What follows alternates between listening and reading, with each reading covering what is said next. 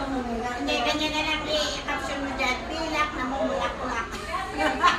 Gintong pilak, mulak-lak. Kung siya doon na yung tira nila. Nakakain na eh.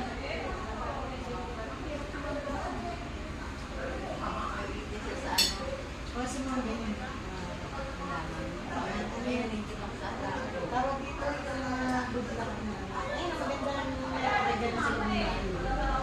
Bakit daw? Pera daw yan. Tapos ano, takot sa ang mga Insekto. insekto. Pero sa akin, hindi nabubuhay. Tanim nga din ako niya sa loob. Chechegi sa loob. Sa akin nag-chechegi eh. Ang dami na sa loob sa ano sa kapitbahay ko. Kailangan kasi ano, mainitan, dapat nilalabas-labas